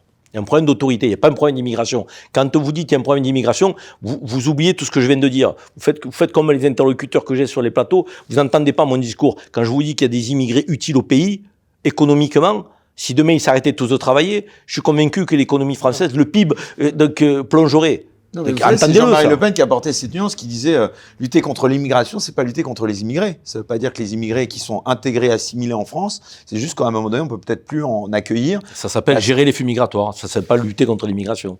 Ça veut rien dire lutter contre l'immigration. L'immigration, c'est un mot générique. Vous savez bien, quand on dit lutter contre l'immigration, ça veut dire stopper la politique d'immigration. Ben non, mais stopper, ça marche pas. On peut pas stopper l'immigration. On doit gérer les flux migratoires. Marine Le Pen et Jordan Bardella, alors là, on va pas parler de reconquête, puisqu'en plus, sur le plan des résultats, c'est pas forcément eux qui sont l'objet en tout cas des plus grandes attentions. Mais une arrivée au pouvoir de Jordan Bardella, de Marine Le Pen en 2027, ça semble pour beaucoup de gens être de plus en plus probable, voire possible. Ça vous fait peur, ça vous interpelle, ça vous étonne ou pas? Que disait Giorgia Meloni, qui est la cousine germaine de Marine Le Pen, de Canitali, lorsqu'elle a été élue? C'était quoi une de ses promesses de campagne? Vous pouvez me le rappeler?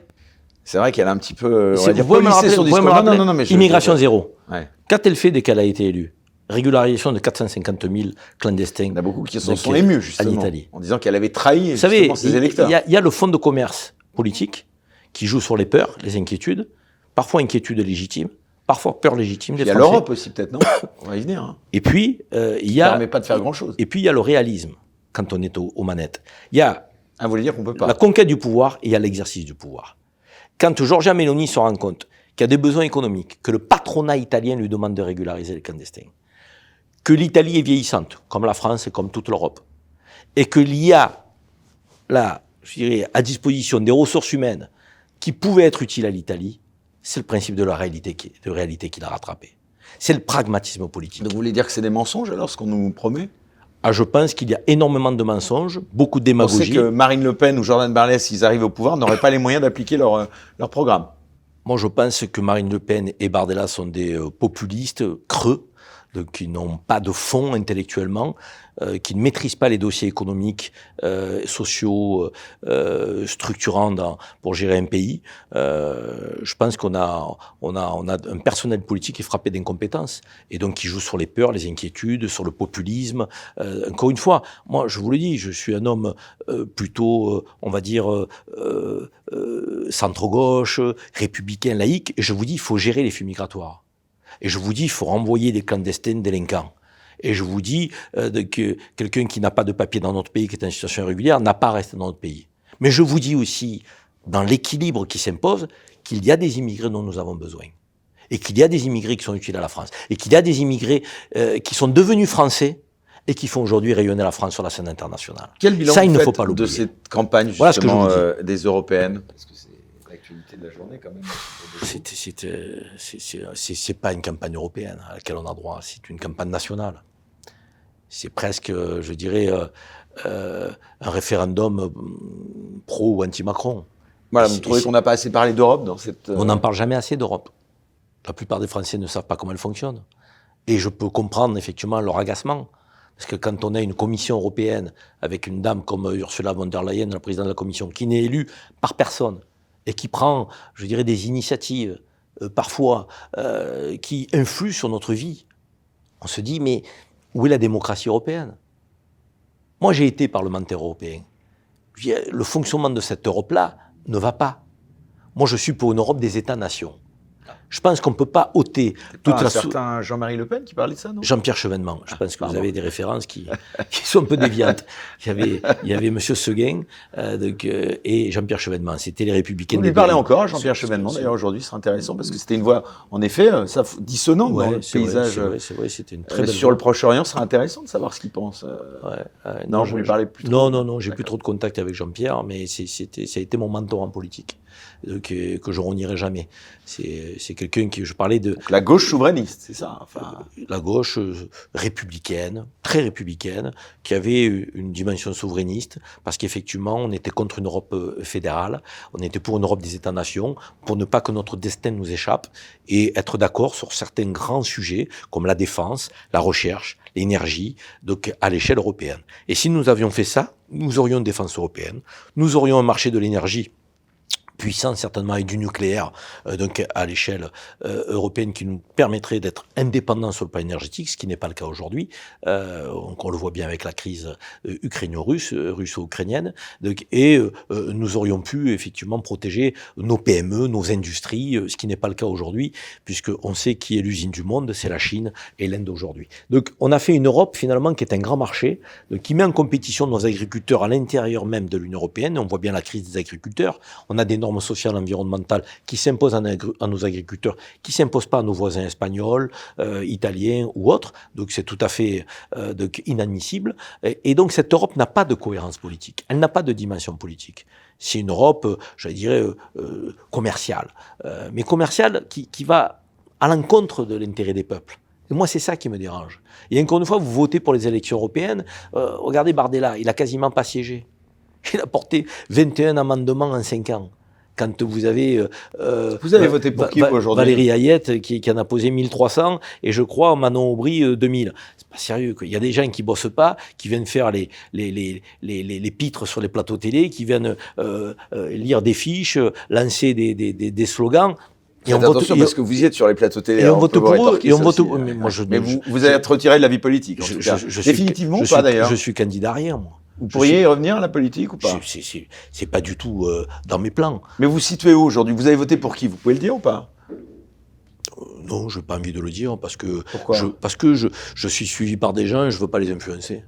J'ai du respect. Chacun vote pour qui il veut. J'invite les gens à voter, moi, surtout. Voter. Mais vous vous situez où, quand même, sur l'échiquier politique? Vous êtes toujours de gauche? Oui, je suis de gauche, mais quelle gauche? Ah bah voilà, j'allais y venir, parce Laquelle de qu'aujourd'hui, gauche? il y a Renaissance et le RN. Laquelle de gauche? Elle est où, la gauche? Pour moi, elle n'existe plus, telle que je la rêve. Enfin, il y a les filles. Une gauche qui est lucide sur le plan économique, qui va favoriser l'entrepreneuriat. Donc, moi, j'aime les entrepreneurs. Je suis un entrepreneur aujourd'hui. Donc, j'aime les entrepreneurs. J'aime ceux qui prennent des risques, qui se lèvent le matin, qui créent des richesses, qui créent de l'emploi. Je ne parle pas des gestionnaires de portefeuille d'entreprises du CAC 40. Je parle de vrais entrepreneurs. Vous savez, les patrons de TPE, PME, les ETI. Ah, vous ne parliez pas de banquiers chez Rothschild, non, je ne parle pas de ça, moi. Moi, je parle de l'économie réelle. Moi, je suis en phase avec l'économie réelle. Ces gens-là, aujourd'hui, il faut leur donner de l'oxygène. Il faut leur donner des marges de manœuvre. C'est eux, l'économie française, non délocalisable. Ce n'est pas les grandes boîtes du CAC 40 à qui on fait des cadeaux fiscaux. Moi, je pense aujourd'hui qu'on a un problème économique en France, qu'on ne résout pas parce que à la fois les classes moyennes et ces petites et moyennes entreprises ne sont pas aidées, ne sont pas soutenues. Vous êtes issu, justement, un instant pour revenir à ce que je disais au début de l'émission. Ça, c'est sur le plan économique. Après, je suis un défenseur des services publics. Si vous voulez que je vous dise quel est mon logiciel. Et vous êtes en même temps le symbole de cet ascenseur social. Si vous êtes issu d'un milieu, de quel milieu vous êtes issu Bon, mon père était cheminot, donc ma mère est soignante. Oui. Qu'est-ce qui vous a inculqué cet amour de la France, comme vous soulignez? Moi, j'ai un papa, j'oserais dire, qui est un intellectuel. Vous savez, on peut être un intellectuel en étant autodidacte, donc, qui est un intellectuel. Bernard Tapie qui lit beaucoup. Mon père lit beaucoup. Mon père est très féru d'actualité, est très curieux, est un homme engagé intellectuellement parlant. Et moi, j'ai grandi avec cet homme-là, cette figure-là. Donc, ma maman, qui est une travailleuse, aide-soignante, qui a le don de soi pour autrui, qui était en gériatrie, qui a été en maternité, elle a fait les deux bouts. Elle faisait naître des enfants, puis ensuite elle s'est occupée des vieux. C'est l'amour d'autrui, de l'autre. Moi, j'ai baigné dans cette éducation ouverte, tolérante, exigeante, avec le respect des règles, mais aussi la capacité de se donner le droit des rêves. D'où le fait que je voulais être footballeur, qui était mon rêve d'enfance.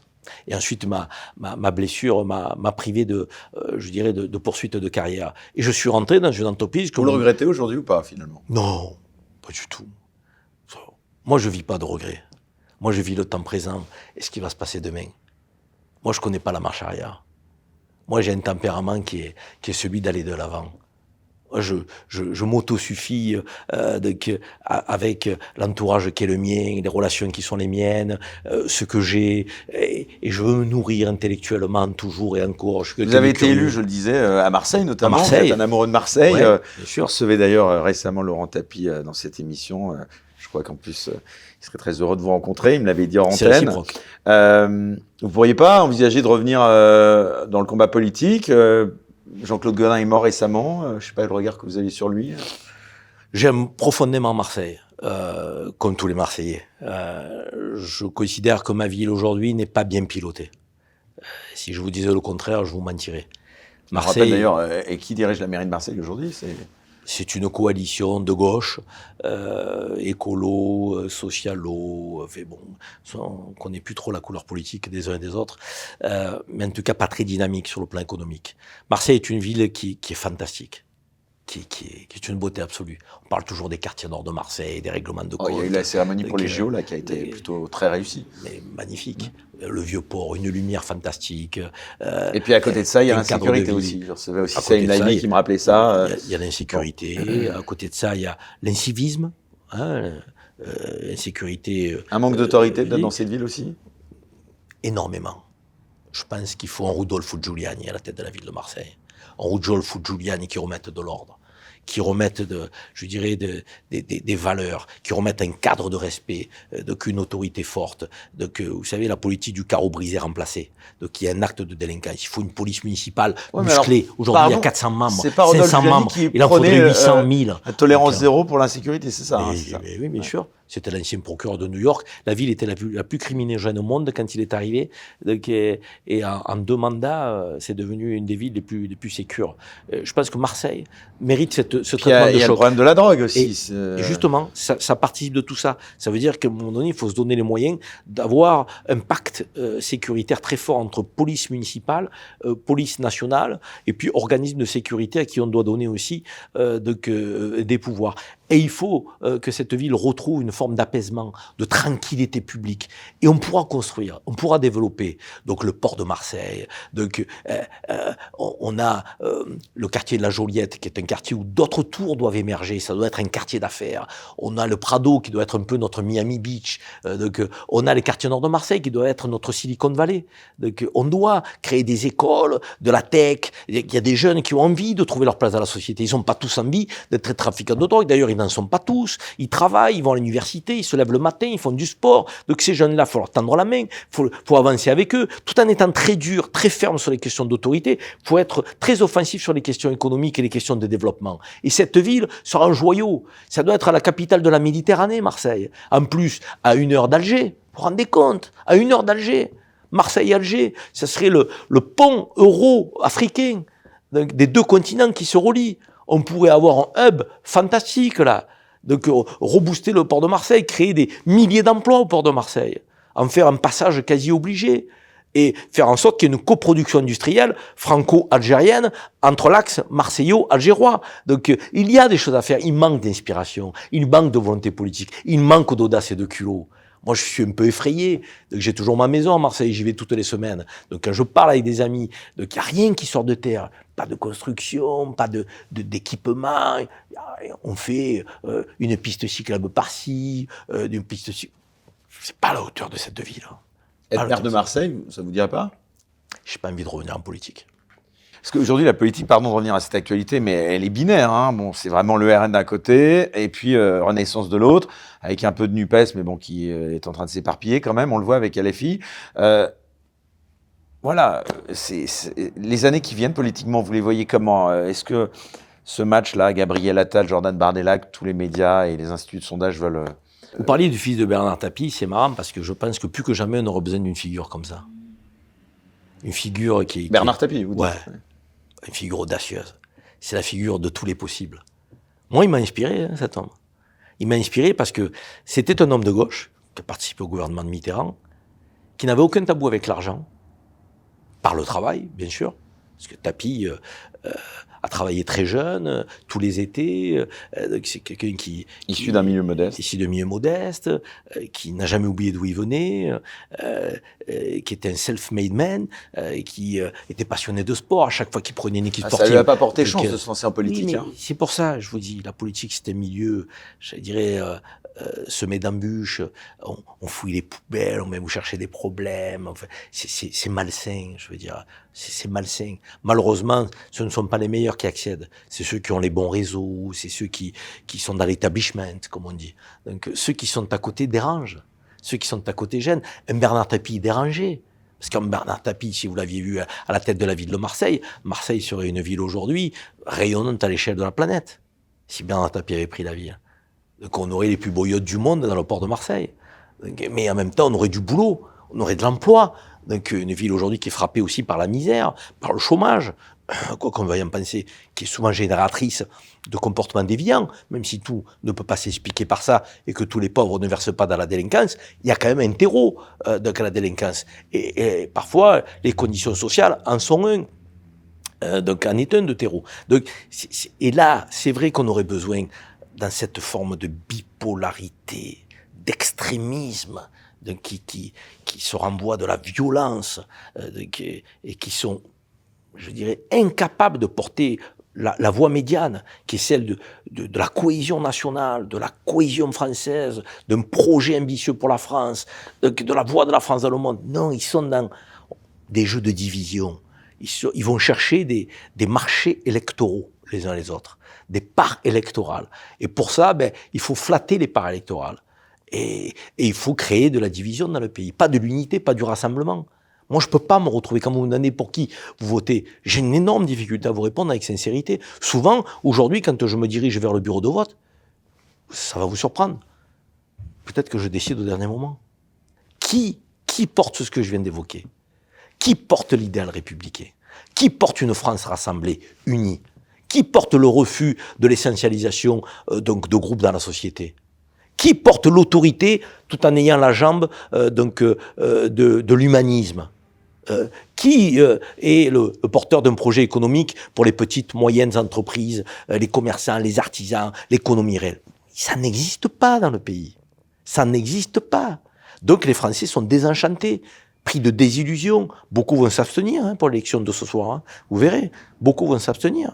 On va avoir un taux d'abstention qui va être très élevé. Et donc la légitimité, elle est affaiblie quand vous avez un taux d'abstention élevé. Pour autant, ils vont bomber le torse. Et vous pensez qu'Emmanuel Macron, il devrait dissoudre si justement le RN arrive très largement en tête? Est-ce qu'on peut continuer de diriger un pays quand on a un score Pour moi, Emmanuel Macron faible a peut-être deux solutions. Soit la dissolution et une élection législative qui dira quels sont les rapports de force dans la nouvelle Assemblée nationale. Non. Soit un vrai gouvernement d'union nationale. Mais un vrai. C'est-à-dire un François Bayrou, un Premier ministre, un De Villepin, ministre des Affaires étrangères. Ah, mais pas avec des gens du RN? Vous voulez dire? Non. Comment on peut dire un gouvernement d'union nationale si on ne prend pas en compte? Pourquoi pas? Mais d'abord, pour moi, si vous ne m'avez pas posé la question, mais je vous réponds, est-ce que le projet du RM aujourd'hui est compatible avec l'idéal républicain que je me fais? Non. Pour moi, en écho avec... Pour moi, il n'est pas compatible. Pour moi, il n'est pas compatible. Pourquoi? Parce qu'ils sont dans une forme, encore une fois, entendez ce que je vous dis, d'exclusion de certaines populations, d'essentialisation de certaines populations. L'idéal républicain se refuse à ça. Quand on est un vrai républicain, Éric Morillo, on ne peut pas dire les musulmans sont ci, les immigrés sont ça. On ne peut pas dire ça. On dit, je vais mener une politique pour éviter que l'islamisme se développe. Je vais mener une politique pour gérer les flux migratoires avec rigueur et exigence. Mais, et on est juste, et on dit, l'immense majorité des musulmans trouvent leur place dans notre pays, aiment notre pays. Ils le démontrent. Et on montre des exemples. Et on dit, l'immigration est utile. Dans certains pans de l'économie française, nous en avons besoin, notre pays est vieillissant. On donne les clés. Ils ne donnent pas les clés. Ils cristallisent le débat sur les haines, en montant les Français les uns contre les autres. C'est pas viable, ça, dans la durée. C'est pas un projet d'avenir, ça. Moi, je pense aux futures générations. Il faut qu'elles vivent ensemble, quand même, à un moment donné. Il faut pas qu'on vive côte à côte. Il faut qu'on vive ensemble. Et Gérard Collomb, on ne peut pas suspecter, feu Gérard Collomb, d'être raciste ou islamophobe. C'est lui qui avait dit ça. Oui, Mais qu'est-ce qu'il a apporté pour lutter contre ça en tant que ministre de l'Intérieur? Je veux dire, ils sont bien gentils de faire des diagnostics. Ils sont élus pour faire des diagnostics. Ils sont pas élus pour faire des diagnostics. C'est pas quand même par moment qu'on est au bord de la guerre civile, quand même, parce qu'il y en a beaucoup qui s'en inquiètent. Hein. Non. Là, vous pensez que ce sont mais des gros non, mots. là, vous alimentez un logiciel qui est détestable, qui est, à mon avis, à côté de la plaque. Non, pas au bord de la guerre civile. On a des Français de toute origine, de toute confession. Vous avez vu, à Marseille, il y a eu des côte à côte, hein, des gens qui chantaient des chants, justement, la Marseillaise d'un côté, et puis des bandes, justement, d'origine algérienne, pardon, mais c'était factuel, ça. Hein, on a vu ces scènes sur le réseau social X. Ne prenez pas des morceaux de scène. Non, mais des communautarismes Bien sûr que ça existe, le communautarisme. La question, c'est est-ce qu'aujourd'hui, ils prennent le pas sur la volonté des Français de vivre ensemble? La réponse est non. La réponse, c'est non, non et non. Moi, je vous le dis. Donc, quand vous prenez un fait isolé, vous pouvez en faire une généralité. C'est pas pour ça que ça le sera. Il y a une génération de Français qui arrivent, encore une fois, de toute origine, qui veut vivre ensemble. Tous ceux qui sont à l'université, qui manifestent pour la cause palestinienne, ils sont pas tous bronzés, hein. Il y a des Jean-Michel, il y a des Patricia qui arborent le kéfier, le drapeau palestinien. Qu'est-ce qu'on dit de cela? Ils veulent la guerre civile, ceux-là? Ils sont là parce que ils sont musulmans, ils sont là parce qu'ils sont arabes. Il faut qu'on arrête avec tout ça. On se raconte des histoires. Ils sont peut-être électoralistes. Hein, on se raconte des histoires. Ils sont pas électoralistes, des jeunes universitaires. Ils défendent une cause, ces jeunes. Entendez-le, ils défendent une cause. Ils défendent une vision de la France qui n'est pas la vision de la France, segmentée, communautarisée, qui monte les uns contre les autres. Ils n'ont pas cet idéal-là. Ils ont un autre idéal. Et il faut l'entendre. Il faut faire avec. Je veux dire, on a encore une fois, on a un grand pays, ne le gâchons pas. On a de belles valeurs, ne les balayons pas d'un revers de main. Est-ce que la France va rester la France? Je pose la question. Mais pas au sens où Zemmour la pose. Est-ce que la France va rester la France en termes de valeurs universalistes? Est-ce que la France va rester la France en termes d'héritage de cette France des Lumières? Vous pensez que Victor Hugo serait d'accord avec Zemmour? Victor Hugo qui portait l'universalisme, qui portait l'humanisme, qui portait l'idéal républicain? Mais vous pensez que Combes, qui était un des artisans de la loi de 1905, serait à même de dire les musulmans ont une religion incompatible avec la loi de 1905? Jamais de la vie. Que pensait Jaurès, Léon Blum, des grandes figures? Ils étaient dans une forme d'humanisme républicain qu'il faut pas aujourd'hui évacuer de la vie politique. Il faut qu'on le retrouve. Mais encore une fois, n'opposons pas autorité, retour de l'autorité nécessaire, avec capacité à vivre ensemble et à ne pas aujourd'hui isoler et définir les Français par leurs origines, leur religion. N'opposons pas les deux. On a une possibilité aujourd'hui d'allier l'exigence républicaine, qui n'est pas un régime de faiblesse. La République, ça n'est pas un régime de faiblesse. Je veux dire, c'est un régime où l'autorité, pas l'autoritarisme, l'autorité doit effectivement être effective. Et de l'autre côté, on a des services publics, une école républicaine, un hôpital, l'outil de justice, la police républicaine, qu'il faut renforcer et qui ont été mis à mal ces dernières années, ces dernières décennies, par quasiment tous les gouvernements, et même celui de François Hollande, dramatiquement. Alors que ce sont les piliers de la République. Et au sein desquels on retrouve le visage de la France, dans sa diversité. Pourquoi dans ces corps-là, police, armée, je le disais tout à l'heure, qui sont des corps régaliens, on a le visage de la France. Et la France inclusive, elle fonctionne là. Pourquoi on nous ferait croire que ça ne fonctionnerait pas? Ça fonctionne. Il y a aussi de la réussite française. Il faut qu'on en parle. Pas toujours être dans l'autoflagellation, de dire ça marche pas, on vit pas ensemble, il n'y a pas de cohésion. Si, même s'il y a effectivement encore une fois nécessité de regarder les problèmes en face. Regarder les problèmes en face, ça ne nous oblige pas donc à faire des généralités. Ça ne nous oblige pas à mettre de côté une partie des Français. Et je dirais même que ça nous est interdit de faire ça. Quand on aime la France, quand on aime la République. Pour moi, ces gens qui se définissent patriotes sur l'échiquier politique, à l'extrême droite notamment, et même à l'extrême gauche, ne sont pas patriotes. Parce que ce qu'ils portent n'est pas bon pour la France, n'est pas bon pour l'avenir du pays. Il est bon pour leur intérêt politique, de court terme. Ils sont dans une approche cupide, court-termiste. Un peu comme les grands capitalistes, vous savez, donc, qui ne voient pas les choses dans la durée. Et donc, ils font un calcul politicien de court terme. Ils sont dans l'immédiateté. Moi, je pense la France pour mes enfants, mes petits-enfants. Et je pense que le rôle d'un politique, c'est ça. Tu n'es pas élu pour 5 ans. Tu es élu pour penser les générations qui arrivent. Mais c'est fini, ça. C'est ça qui est grave. Et tu me dis, tu veux revenir en politique, tu veux pas revenir en politique. Mais pour retourner là-dedans, faut être fou. Pour voir la suite de l'émission, merci de vous abonner à la chaine Les Incorrectibles Plus sur Player depuis le lien en description sous cette vidéo.